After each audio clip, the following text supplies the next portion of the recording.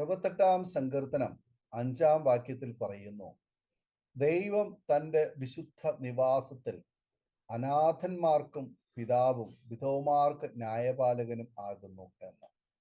ദൈവം ഒരു തീമതിൽ തീർത്തു, അനാഥരെയും വിധവമാരെയും നിന്ദിതരെയും പരിപാലിക്കുന്നു. നാം അവരോട് നന്നായി പെരുമാറണമെന്ന് വചനം അനുശാസിക്കുന്നു. വിധവയെയും അനാഥനെയും നിങ്ങൾ ക്ലേശിപ്പിക്കരുത്. അവരെ വല്ല പ്രകാരത്തിലും ക്ലേശിപ്പിക്കുകയും അവർ എന്നോട് നിലവിളിക്കുകയും ചെയ്താൽ ഞാൻ അവരുടെ നിലവിളി കേൾക്കും. എൻ്റെ കോപവും ജ്വലിക്കും. ഞാൻ വാൾ കൊണ്ട് നിങ്ങളെ കൊല്ലും. നിങ്ങളുടെ സ്ത്രീകൾ വിധവമാരും നിങ്ങളുടെ പൈതങ്ങൾ അനാഥരുമായി തീരും. പുറപ്പാട് പുസ്തകം 22 മുതൽ 24 വരെയുള്ള വചനങ്ങൾ. നയീൻ പട്ടണത്തിലെ വിധവയെപ്പറ്റി വേദപുസ്തകം സാക്ഷിക്കുന്നു. ഭർത്താവ് മരിച്ചു, മകനും മരിച്ചുപോയി. അവൾ ശവമഞ്ചത്തോടൊപ്പം ഹൃദയം നുറുങ്ങി കരഞ്ഞുകൊണ്ട് നീങ്ങുകയായിരുന്നു.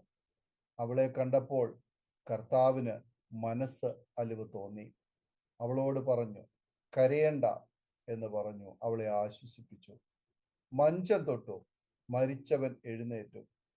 പള്ളിയിൽ മുഖ്യാസനവും അത്താഴത്തിൽ പ്രധാന സ്ഥലവും ഇച്ഛിക്കുന്ന ശാസ്ത്രിമാർ വിധവമാരെ പീഡിപ്പിക്കുകയും അവരുടെ സ്വത്തുക്കൾ ഉപായത്താൽ കൈവശപ്പെടുത്തുകയും ചെയ്തു.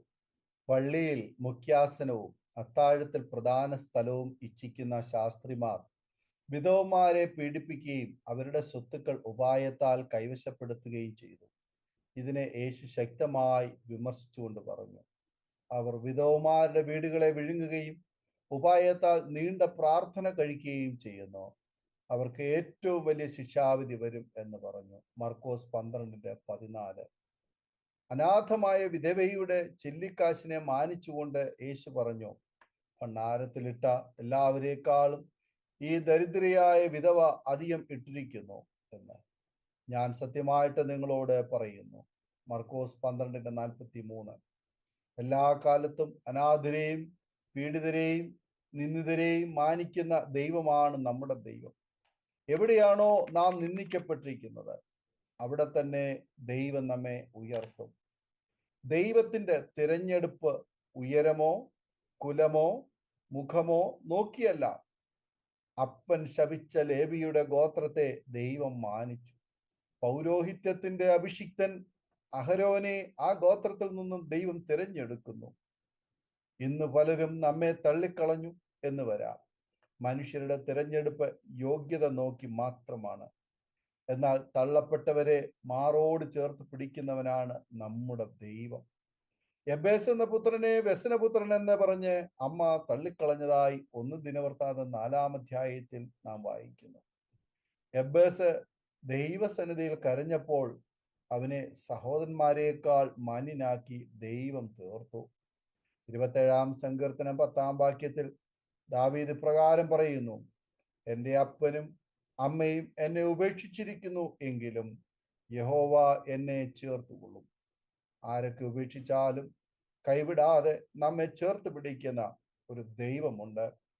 നഷ്ടപ്പെടലിൻ്റെയും തിരസ്കരണത്തിൻ്റെയും വേദന നമ്മുടെ തമ്പുരാന് നന്നായി അറിയാം. അനാഥത്വത്തിന്റെ വേദന തമ്പുരാൻ നന്നായി അനുഭവിച്ചതാണ്. അവസാനം താൻ അത്യന്തം സ്നേഹിക്കുന്ന തൻ്റെ സ്വർഗീയ പിതാവ് പോലും താൻ മാനവകുലത്തിന്റെ പാപവും ശാപവും ഏറ്റുവാങ്ങിക്കിടന്നപ്പോൾ അല്പനേരത്തേക്ക് മുഖമറച്ചപ്പോൾ അതിതീവ്രമായ വേദനയാൽ എൻ്റെ ദൈവമേ, എൻ്റെ ദൈവമേ, നീ എന്നെ കൈവിട്ടത് എന്ത് എന്ന് പറഞ്ഞ് തേങ്ങിക്കരഞ്ഞ കർത്താവിന് നമ്മുടെ എല്ലാ വേദനകളുടെയും ആഴം മനസ്സിലാക്കുവാൻ കഴിയും. ഒറ്റപ്പെടൽ എന്താണെന്ന് അവിടുത്തേക്ക് അറിയാം.